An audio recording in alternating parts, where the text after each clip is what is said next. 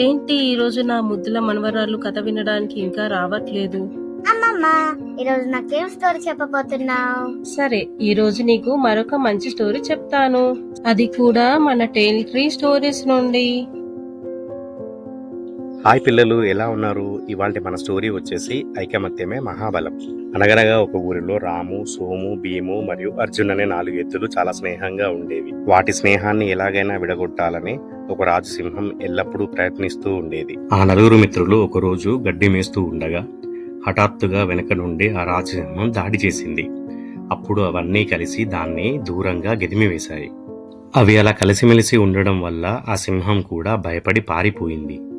ఆ జరిగిన విషయాన్ని దూరంగా చూస్తున్న ఒక జిత్తులమారి నక్క ఆ సింహానికి ఒక మాట చెప్పడానికి వచ్చింది. మహారాజా, నేను వాళ్ళ సంగతి చూసుకుంటాను అని వారిలో వారికి గొడవలు ఎలా పెడుతుందో ఒక ప్లాన్ ని సింహానికి చెప్పింది. ఆ 4 మిత్రులలో ఒకరి తెలియకుండా ఒకరి దగ్గరికి ఆ గుంట నక్క వచ్చి ఒకరి గురించి ఒకరికి చాడీలు చెప్పడం మొదలుపెట్టింది.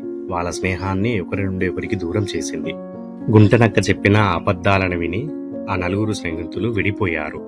అప్పటి నుండి ఒకరితో ఒకరు మాట్లాడుకోకుండా ఎవరి దారిన వారు వెళుతూ ఉండేవారు. ఇదే టైం కోసం వెయిట్ చేస్తున్న ఆ రాజు సింహం రాముని బలవంతంగా బంధించింది. అలాగే ఒంటరిగా ఉన్న సోముని కూడా ఆ గుంటనక్క సహాయంతో తనని కూడా బంధించింది. అప్పుడు తమ తప్పు అర్థం చేసుకున్న భీము మరియు అర్జున్ ఆ 4 మిత్రుల మధ్య గొడవ పెట్టింది ఆ గుంటనక్క మరియు సింహం అని అర్థం చేసుకుని వాటికి గుణపాఠం చెప్పడానికి వెళ్ళాయి. భీము సాహసం మరియు ధైర్యంతో ఆ సింహం మీదికి దాడికి వెళ్ళగా అదే టైంలో మన అర్జున్ బందీగా ఉన్న రాము, సోముని విడిపించారు.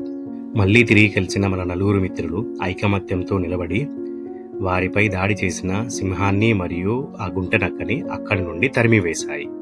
అలా ఐకమత్యంతో విజయం సాధించడం వల్ల మన ఈ కథ ప్రశాంతంగా ముగిసిపోయింది.